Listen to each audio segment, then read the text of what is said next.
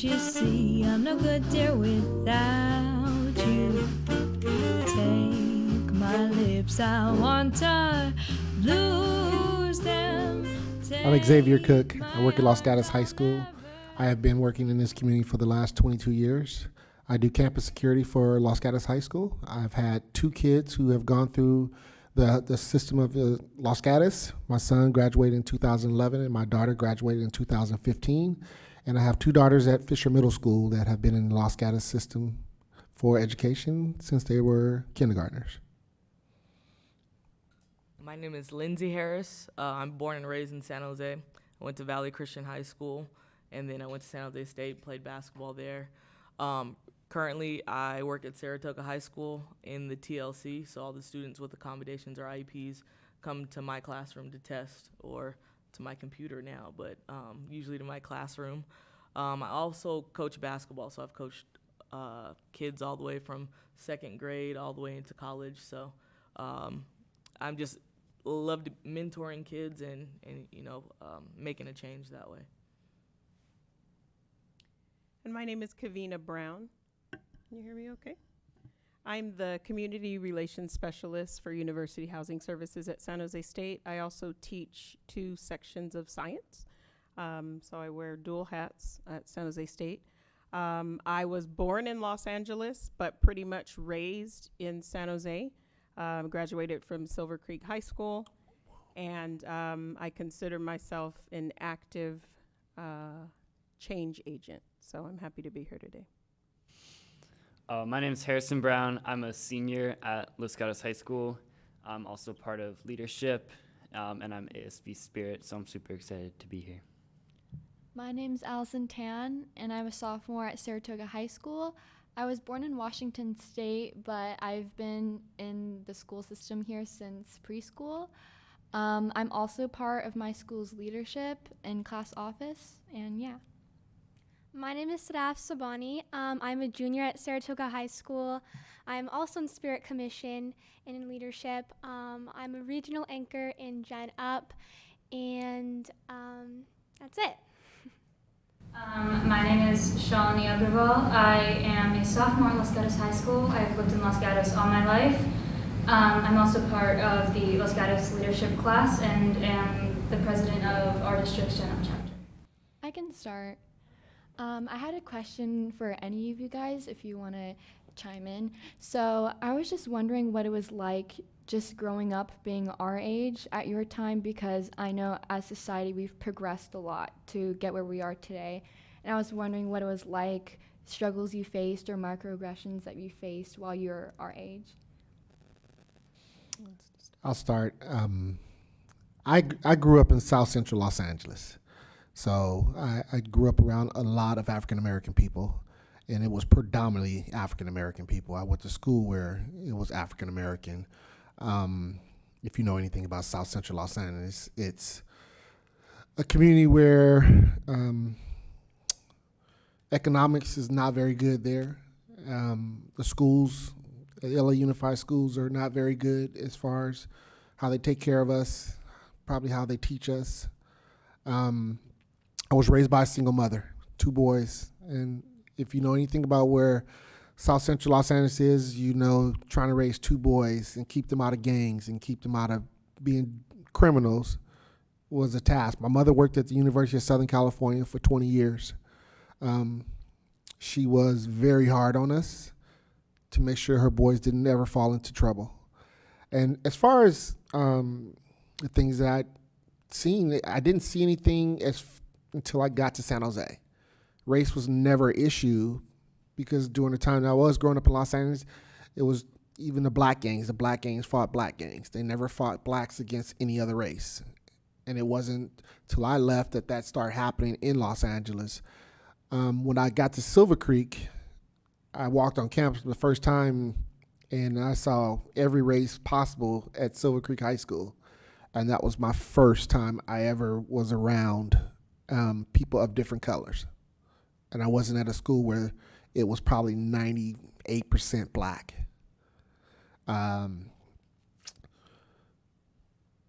Growing up, it wasn't hard. My mother never saw color. My mother always taught us that the biggest thing for her was just respect people and they'll respect you. Whether that was true or not, that was her saying. Her biggest thing is words don't hurt. As long as people don't put their hands on you, you just respect people and you'll get the respect back. And that's how we grew up. My mother didn't let us out doing it. If street lights came on, my mother said, get in the house. I was never involved in gangs. I was never a dope dealer. I think when you tell people you're from South Central LA, there's a misconception that we're all gang members, or we're all drug dealers, or we're all criminals, or we're teenage fathers. I didn't have my first kid until I was 25 years old. And I was, I was a father then. But other than that, my mother involved us in a lot of stuff. We were involved in church. My grandfather was a pastor in Los Angeles. She kept us busy in sports. So there was a lot of things that she did to make sure that we did not get caught up in the things that happened. I will never, ever tell anybody that I wish I didn't grow up in Los Angeles. Los Angeles is what made me as a man. Granted, I probably grew up faster than you guys. Probably when you were 11 or 12 years old, I was thinking like a 15, 16-year-old. Because when I had to go to school, I had to get on a bus. And when I went to school, my school was not just down the street. My school was like 30 minutes away. I had to travel through all the gang territory just to get to school. I can just tell you that 7th grade, my first period class, I had 10 gang members in my class. And the school that I went to, the rule was keep the doors locked from the outside. People had to knock, and the teacher had to make sure because they had to worry about other gang members to hopping fences to come get other kids to have fights or shoot inside the school. But I think the stuff that I went through in Los Angeles, plus what I went through at Silver Creek High School, is what created who I am today. And that's a good segue because I also went to Silver Creek High School at the same time that Xavier was there. And I want to echo what he says about the makeup and the diversity on that campus because it has changed. It's not as diverse as it used to be. And I think that it was a true gift for us to be able to grow up at a school where you had friends that looked like you, but you also had friends that didn't look like you. And so growing up in San Jose is pretty much held steady at only about 3% African Americans. So it's rare that you're going places and seeing people that look like you. I think the makeup, just automatically lends itself to people not really looking like you. And so at Silver Creek, it was kind of, you felt like you were at home because there were lots of other black kids there, but then there were also lots of Pacific Islander kids. There were also a lot of white kids because the area that the school is in, the Evergreen area, which is now also considered the Silver Creek area because there's a whole new development in that area now, multi-million-dollar homes. And so it brings in, a lot of different people from a lot of different areas of life, just all walks of life. But at that time, we had lots of Vietnamese, so we had tons of Latino students, we had black students, we had everybody, and everybody knew each other. Everybody kind of worked to be connected to one another. And even if you kind of stayed most of your time in your little bubble with your friends, most likely your bubble of friends had a lot of different ethnicities within it because we were all just friends having a good time. And that's kind of how it was in the 80s at that time. I started to see the area change because I eventually went to college and came back and bought a home in that area. So living in that area now, you see the demographics change. And I notice the segregation now. And you go to those schools and most parents have moved to enrolling their students from that area in private schools instead of some of those local schools. And those local schools are great schools. My kids are kind of split because my oldest son wanted to go to private school, so he actually graduated from Archbishop Mitty, whereas my youngest son was like, all my friends are right here. Like, why am I going to go to school across town? And so as I look at the demographics of both of their friends, it is a little less diverse. And I don't know that their experience is as rich as the experience that Xavier and I had. I think that we were exposed to a lot more. And as a result of that, I think that we move more comfortably in life now as adults. But I think that when you're at a school where you're only seeing a certain group of people, you don't understand all the other groups of ethnic backgrounds that you haven't been around them, so you don't understand them. And then where do you get your information? You either get it from television, so you think all black women act like basketball wives, you know, and you think all black men are gonna rob you, you know, or you think all Hispanic people, you know, all work really hard. You know, there are these assumptions because you're getting secondhand information as opposed to meeting these people and having relationships with these people and friendships with these people. And so I think that's something that's really lost. And unfortunately, the world that we're living in right now, I only see that progressing. People are becoming more and more divided, more and more segregated, and more unwilling to learn and understand about other cultures. So it makes me excited that we're having these conversations now because we have the power to change that, right? All right, so my upbringing was different than theirs. I went to elementary school in the Silver Creek Hills, so a lot of my classmates were, their parents were managers of the Sharks and things like that. The reason why I went there is because my mom was an educator. She was in that district, so I was able to go to school in that district. And then after 6th grade, I went to Valley Christian from 7 to 12. My little brother went K through 12. My little sister was 4th grade through 12th grade. My mom was an administrator at Valley Christian when I was there. My uncle was my basketball coach. My brother taught there. So I was in like a legit bubble when I was there. When I graduated, there were 3 other black people. When I graduated from Valley Christian, my basketball team was mainly white. So I didn't really know any different, to be honest. Then when I went to San Jose State, there was only 2 white girls on our basketball team. So I felt like when I went to San Jose State, I was like, oh my gosh, someone's smoking. Oh my gosh, she's pregnant. Like I was like totally sheltered, only watch PG movies. Like it was really interesting. So when I got into the real world, I started, learning things and seeing things in a different lens. You talked about microaggressions. I can remember when I was in 8th grade, for some reason, I decided to run for 8th grade president. And I don't know what made me do that, but I did it. And one of the cool perks is when we went to DC, I got to, our school was chosen to walk put the wreath at the tomb of the unknown soldier. And so the person that's supposed to do that is the student body president, who's an 8th grader, and the 8th grade class president. For some reason, the day of the event, I was super excited, brought my favorite dress. I don't wear dresses anymore, but I had my favorite dress. And my teacher came up to me and said, hey, we're actually going to let the cheerleading rep walk with the student class president. And during that time, I'm just like, okay, I was kind of bummed, but didn't really think anything of it.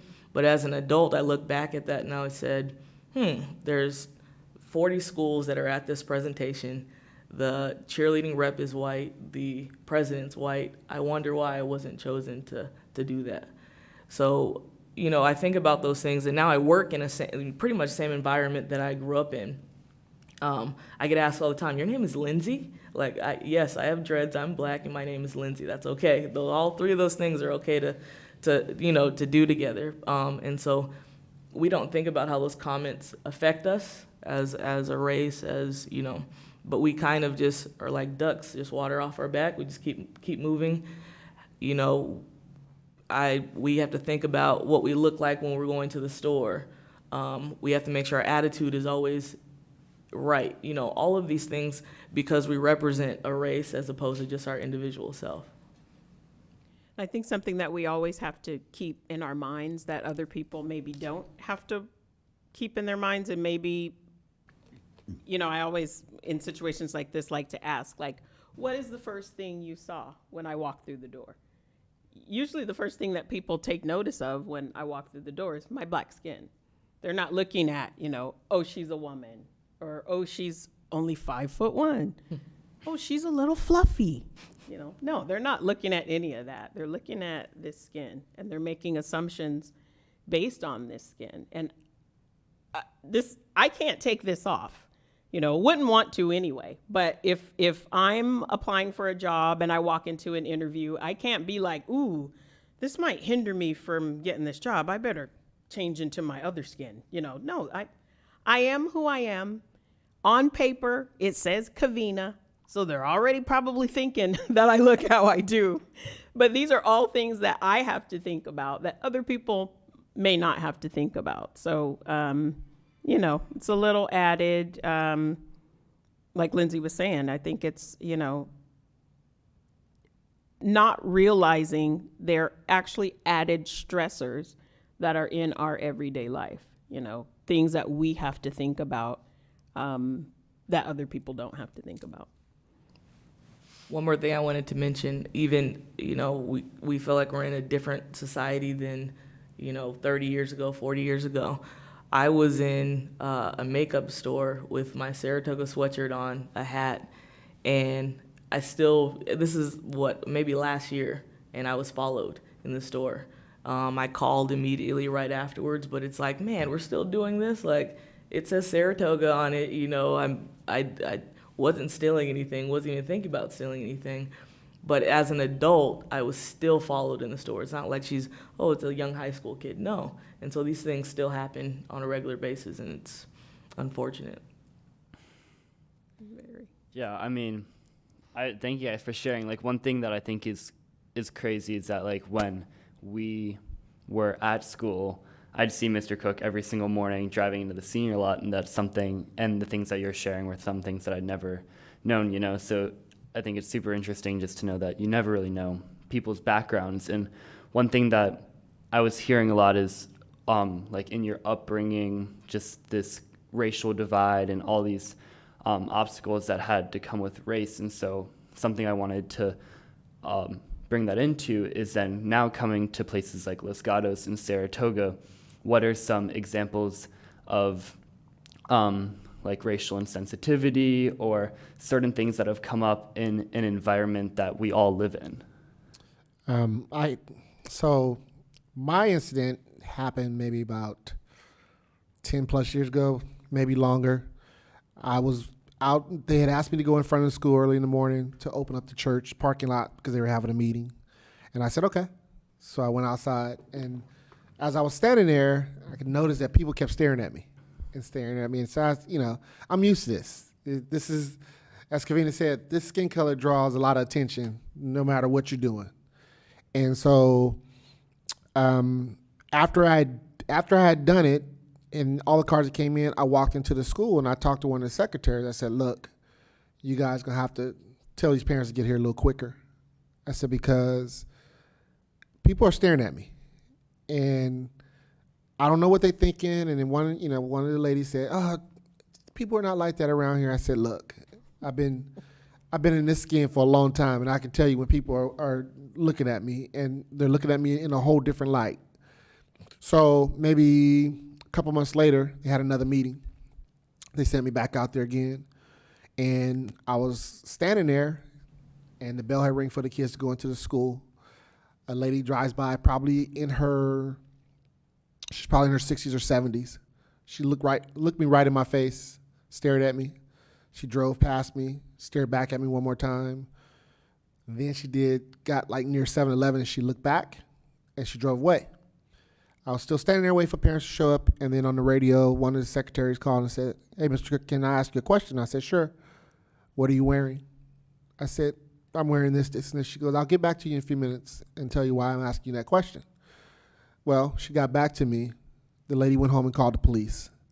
And she said that there's a black man in front of the school staring at the kids. She had no clue that I'd already worked here for 10 years. And that's her ignorance of not knowing who worked in the schools. And all she had to do was stop and ask me who I was, and I would have answered her. Because again, I was raised well. And I'll respect her question because I totally understand it. Now, the other side to that, the devil's advocate side of me said, what if she didn't ask? Or what if she didn't call the police? And I was a guy looking at the kids. I was a guy getting ready to commit a crime. In my mind, the way I was raised from my mother was, please pull up, answer questions. Just tell the truth. If you need me, call me. And so I just look at it as she has her way of handling things, and we definitely have our way of handling things in South Central LA. Because if a white person would have pulled up in our neighborhood, we're not calling the police. We're gonna walk up to your car and we're gonna ask you what you're doing here. Because we want to know. Because in the area that I grew up in, the only time people show up that are white, the postman, somebody delivering something, the fire department, or the police. That is it. Someone wearing a uniform. So I understood from from just a little bit her side, because at the time Los Gatos wasn't. It probably rare that they, those people who never saw black people finally saw one in their community and was wondering what he was doing there. So that was my incident, that I had, probably the most noticeable incident that I had in Los Gatos. I just think it's a little frustrating that even if you know that you're not used to seeing black people in a certain environment, it's frustrating to me that it evokes fear. Why does someone being present evoke fear? This is actually one of the very few places that I have ever been where someone randomly off the street called me the N-word. So some friends and I were just out here at Steamers, and an older guy, gave me the look and turned around and gave me the look again and turned around again and then said, "Oh, I didn't know they let Ins down here." And what about my presence made him feel bothered, offended, fearful? Like, if she's here today, there'll be more tomorrow, and then they'll be buying houses around us, and it'll be horrible. The whole place will go downhill. Like, what about my presence tells you that I don't belong here? I belong wherever I choose to go. I have a right to be there. And so while I can kind of play devil's advocate in the same way that Xavier did, where, okay, I get it. You don't normally see black men here, and today there's a black man standing outside. But I struggle with why that evokes fear, and would make you pick up the phone and call the police.